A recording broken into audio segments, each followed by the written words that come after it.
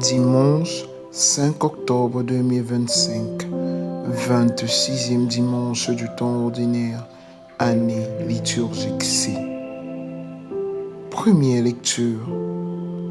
Lecture du livre du prophète Habakkuk, au chapitre 1er, versets 2 à 3, puis au chapitre 2, versets 2 à 4.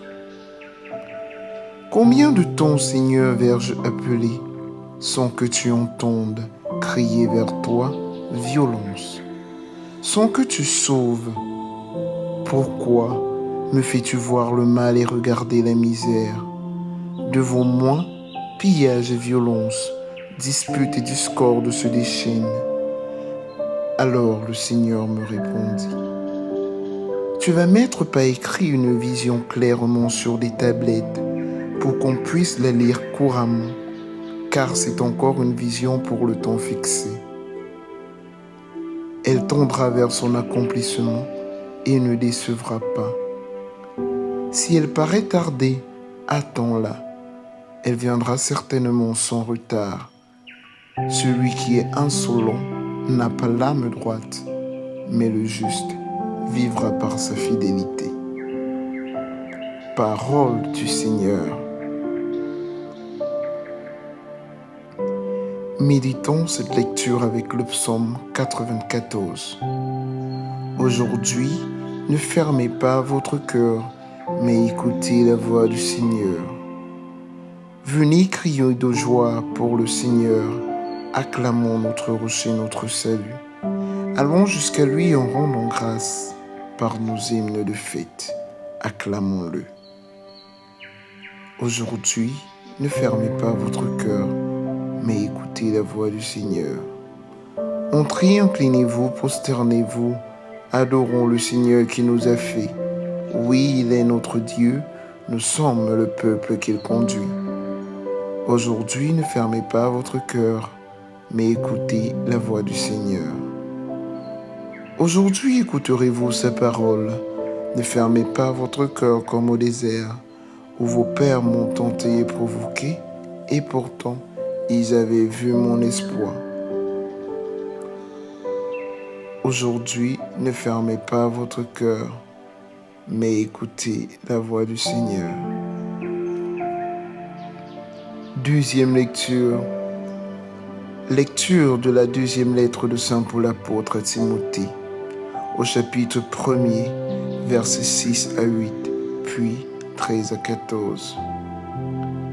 Bien-aimé, je te le rappelle, ravive le don gratuit de Dieu, ce don qui est en toi depuis que je t'ai imposé les mains, car ce n'est pas un esprit de peur que Dieu nous a donné, mais un esprit de force, d'amour et de pondération. N'aie donc pas honte de rendre témoignage à notre Seigneur, et n'aie pas honte de moi qui suis son prisonnier. Mais avec la force de Dieu, prends ta part de souffrance liée à l'annonce de l'Évangile.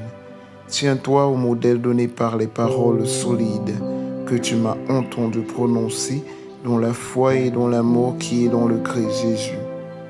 Garde le dépôt de la foi dans toute sa beauté, avec l'aide de l'Esprit Saint qui habite en nous. Parole du Seigneur.